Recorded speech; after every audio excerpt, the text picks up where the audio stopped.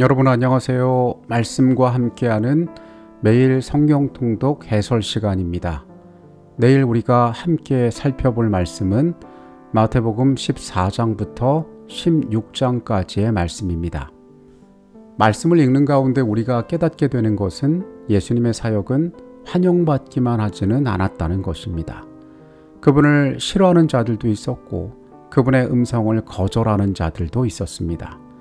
내가 지금 살아가고 있는 것에 만족한다면, 내가 갖고 있는 것들을 잃어버리기 싫다면, 내게 있는 문제를 고치기가 싫었다면 그분의 음성은 그 당시 사람들에게도 불편한 것이 되었을 것입니다.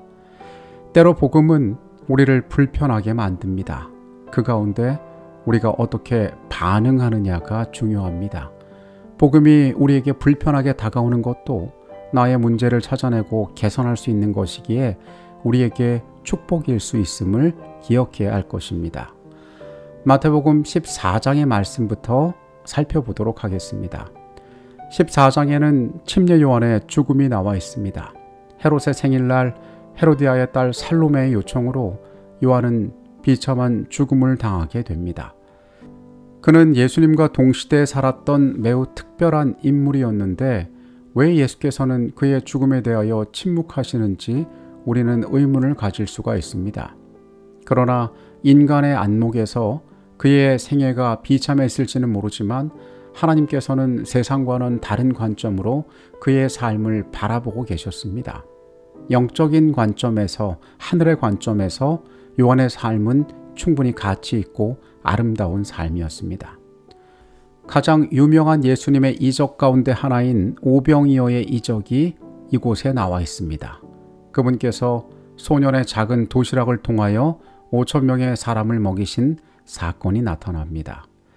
이 이적은 예수를 따르던 사람들을 흥분케 만들었는데 그들은 이 정도의 능력이 있는 분이라면 자신들이 원하는 세상에서의 목적을 당장 성취해도 된다라고 생각했던 것 같습니다. 그래서 그분을 왕으로 추대하려는 소요가 있었습니다. 예수님께서는 제자들에게 즉시 그 자리를 흩으라고 말씀하시고 제자들을 건너편으로 보내게 되십니다.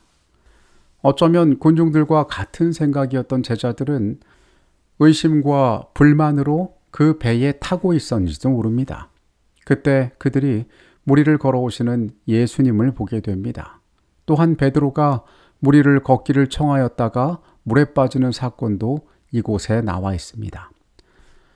호수저편 게네사렛에 건너가 예수께서는 병자를 고치시는데 그 가운데 어떤 환자들은 예수의 옷자락에 손만 닿아도 병이 나았다라고 성경이 말하고 있습니다. 14장에서 예수님께서는 자신의 신성을 드러내십니다. 예수님께서는 하나님 그 자신이시기 때문에 이러한 능력을 나타내실 수 있으셨습니다. 그러나 성경에서 우리는 그분 스스로를 위하여서는 아무런 능력도 사용하시지 않았음을 알고 있습니다. 이슬을 맞고 잠을 자며 사람들과 같이 굶주린 분이 그분이셨지만은 그분의 신성이 필요할 때는 그분께서 하나님이심을 드러내셨다는 것입니다. 마태복음 15장으로 갑니다. 15장에서 예수님의 제자들은 이 장로들의 전통에 따라 왜 음식을 먹을 때 손을 씻지 않느냐는 지적을 듣게 됩니다. 예수님을 향하여 당신은 영적 지도자인데 당신의 제자들은 왜 이런 종교적 기본조차 하지 않느냐고 그분은 공격당하신 것입니다. 예수님께서는 그 말을 하는 너희가 전통으로 하나님의 말씀을 폐하고 있더라고 말씀하십니다. 그 당시 10계명 가운데 부모를 공경하라는 분명한 말씀이 있었지만은 그 당시 사람들은 자신의 재산을 부모를 섬기는 일에 쓰고 싶지 않아서 내가 이것을 하나님께 드렸으므로 나는 돈이 없다라고 그들의 의무를 행하지 않았습니다. 예수님께서는 이런 태도들을 지적하신 것입니다.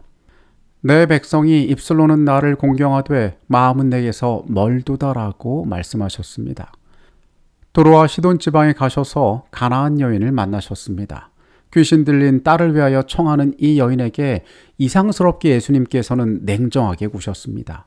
나는 이스라엘 집에 잃어버린 양 외에는 부르심을 받지 않았다.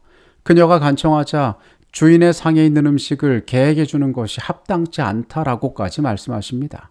그러나 그녀는 올소이다마는 개도 주인의 상에서 떨어지기는 부스러기도 먹나이다라는 말로 그녀의 믿음을 드러냈습니다. 예수님께서 이러한 장면을 만드신 것은 그녀를 처음에는 멸시했기 때문이 아니라 주변에 있는 모든 자들로 하여금 너희의 출신 또 너희의 위치가 아니라 너희의 믿음이 얼마나 중요한지를 드러내기 위함이셨습니다. 15장 마지막 부분에는 칠병이어의 이적이 나옵니다. 우리가 잘 알고 있는 오병이어 이적과 무엇이 다르냐면 이때는 떡 7개와 물고기 2마리로 4,000명의 사람들을 먹이셨습니다.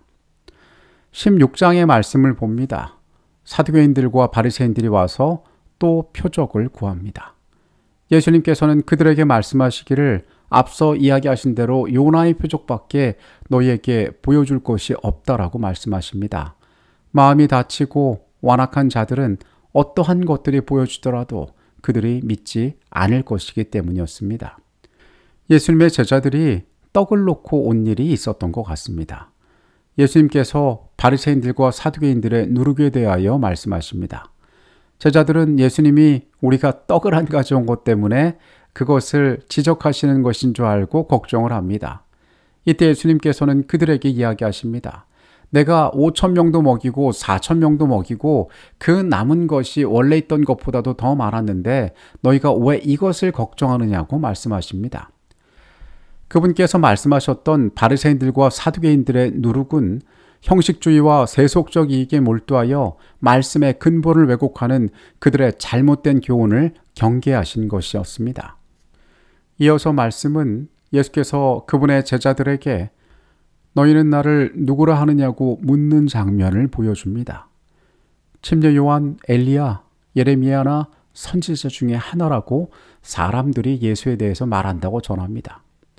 베드로는 주는 그리스도시요 살아계신 하나님의 아들이니다라고 고백합니다.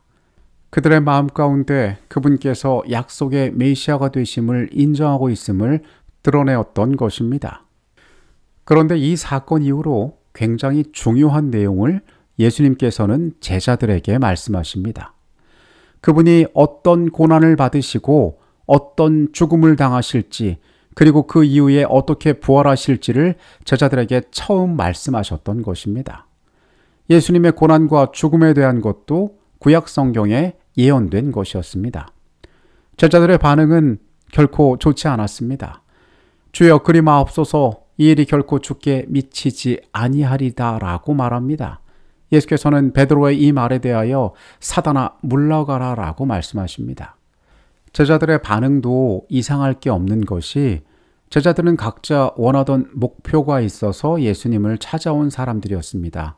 예수님을 찾아올 때 그들이 가지고 있던 모든 관계와 모든 물질적인 것들을 포기하고 그분을 따르던 자들이었습니다.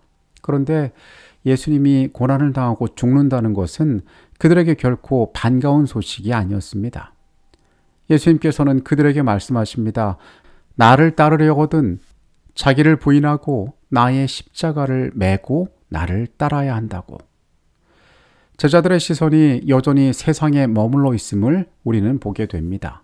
우리가 복음서의 내용들을 앞으로 읽는 동안에 다시 발견하게 되겠지만은 십자가의 여정 이전에 예수님께서는 충분히 그들에게 어떠한 운명을 맞이하실지에 대하여 여러 번 말씀하셨습니다.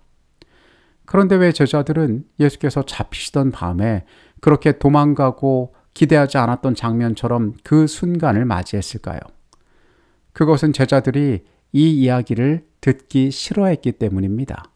그리고 그들은 기억 속에서 그것을 스스로 지워버렸는지도 모릅니다. 인류의 구원을 오신 예수님께서는 빈틈없이 부지런히 그분의 사역을 이어가십니다. 그리고 약속된 운명을 향하여 걸어가시는 모습도 우리가 바라보게 됩니다. 예수님의 모든 말씀과 그분의 행동 가운데에서 우리는 하나님께서 인류를 어떻게 사랑하셨고 어떻게 구원하실지에 대한 내용을 살펴볼 수 있습니다. 내일 우리가 읽을 말씀은 마태복음 14장에서 16장의 내용입니다. 하나님께서 인류를 어떻게 구원하실지, 이 땅에 오신 예수님께서 어떠한 가치들을 회복시키기 원하셨는지, 우리가 말씀을 읽을 때에 집중하여 잘 살펴보게 되시기를 바라겠습니다. 말씀의 백성인 우리에게 하나님께서 평안한 마음을 허락하시기를 간절히 바라겠습니다. 기도하시겠습니다. 하나님, 말씀으로 우리 곁에 오신 예수 그리스도를 통하여 주님의 구원을 바라볼 수 있게 하시니 감사합니다. 주님의 말씀과 그 행하신 일들을 통하여 하나님의 계획들, 우리를 향한 선한 뜻이 어디에 있는지를 우리가 깨닫게 하여 주시옵소서. 주의 백성들 각자의 삶에 넉넉한 은총으로 함께하여 주시옵소서. 우리의 시간들 속에 함께 계셔서 감사합니다. 예수 그리스도 이름으로 기도합니다. 아멘.